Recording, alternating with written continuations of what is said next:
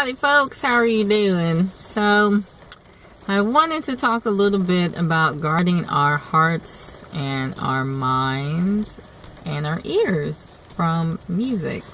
So music is very lovely and it's very dear to my heart. I used to spend hours and hours and hours just searching music, trying to find new stuff. This was like my life.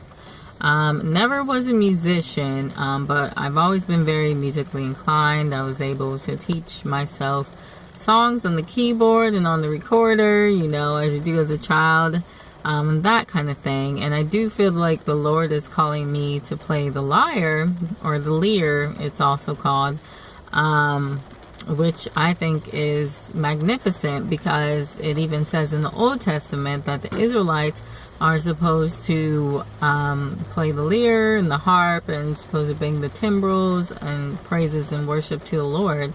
But I didn't realize how important it was until last night. So what happened was my friend sent me a message about Dream, which was like a 90s girl group, or like an early 2000s girl group that was under Puff Daddy.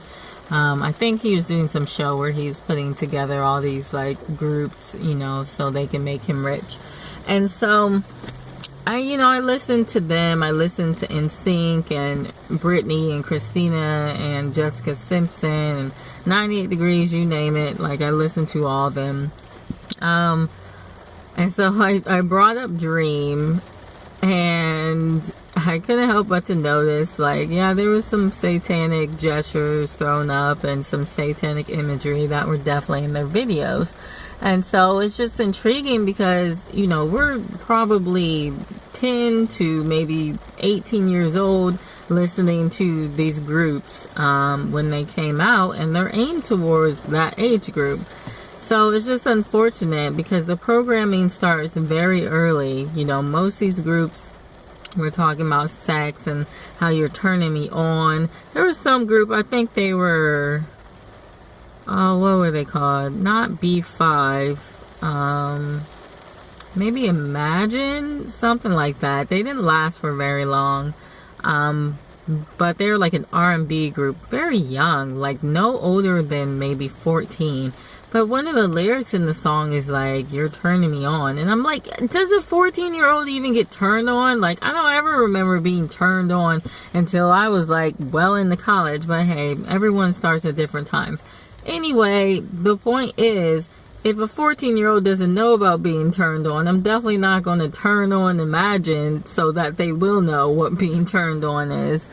So just the programming starts very early. It's all sexual programming. I know, like, there's like a Sex Kitten program, like an MK Ultra program called the Sex Kitten program. And little girls especially are put in the mindset that their whole life is basically about being googly-eyed over boys and being attractive. And that was me for a long time. Like, I thought that what was life. I thought that what life was. You know what I'm trying to say. And so I spent a lot of time seeking validation from men, and you know, that was one of the first things that the Lord revealed to me. And even through a man that just wasn't, maybe his mind wasn't there, but he said something about it. And I was like, oh my God, I think I am seeking validation from men. As I look down and I'm wearing this like crop top and these tight, like, these tight bell bottoms. Like, yeah, I'm looking for validation from men. So a lot of girls get into that mindset, and what ends up happening is when they get older, they end up being very disappointed by men, thinking that sex equates love, so they sleep with these men, and these men are like, I just wanted sex. Like, you're crazy. I don't know why you thought this was more than this. And these women are always looking for that fairy tale, like, well, I did my makeup, I did my hair, I did my nails, like, I did all these things to look great for you, I was being flirty, like, and you don't want me? And then they end up having this low self-esteem because they keep running into the same thing over and over. Well, I'm here to tell you, you don't have to do that anymore. You got worth in the Lord. He looks at you as a pile of gold, even if other people don't. So there's that.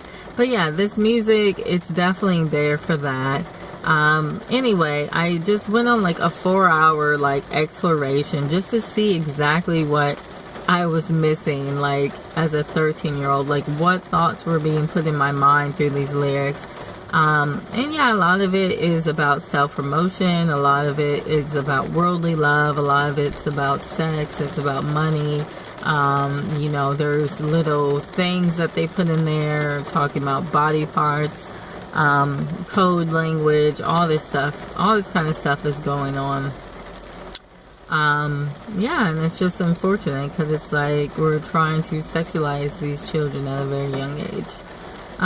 So anyway, what really stood out to me the most though is I decided to listen to a couple Rihanna videos and a couple Drake videos, and I listened to Justin Bieber.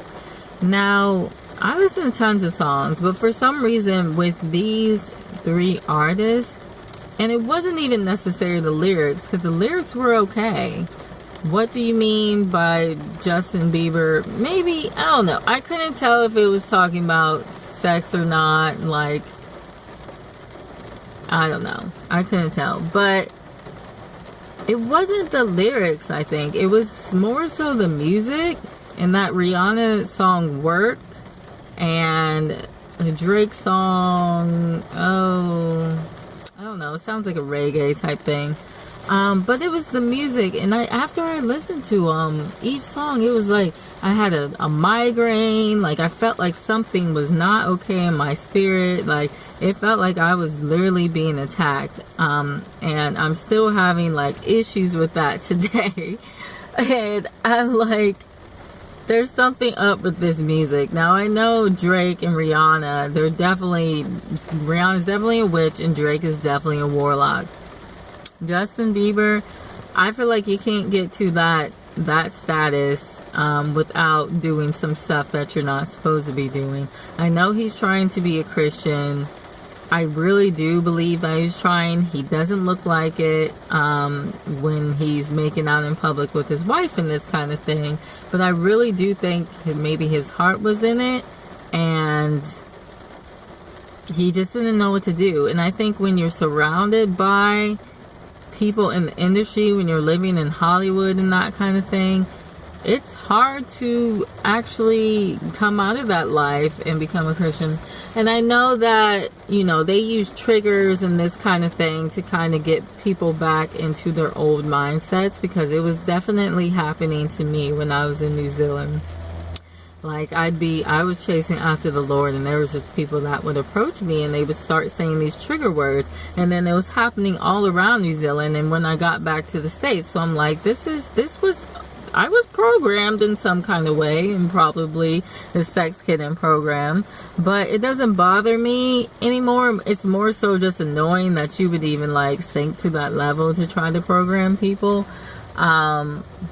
But yeah, I'm much more fine because I got my Lord Jesus and he protects me, and I believe in his word, and his will. So, you know, they try, but it fails almost initially. But yeah, it's not going to be as easy for Justin Bieber because he's surrounded by that. He's dedicated his whole life to it.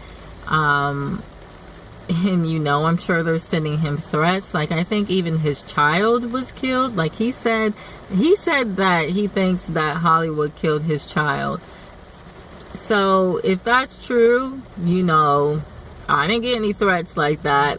But he's probably going to have a difficult time coming out. So I pray for him, because I truly do hope that he's seeking the Lord and that he does get saved and he comes out of that and he's able to be a witness to other people that are there as well. So yeah, anyway, I definitely think there was some witchcraft on their music, and this isn't to say that we can never listen to secular music. Honestly, I'm not quite sure. I'm going to pray about it, because I do think even if there's not like witchcraft in the melody and that kind of stuff, you know, most of this music is self-idolatry, or it's idolatry of other people.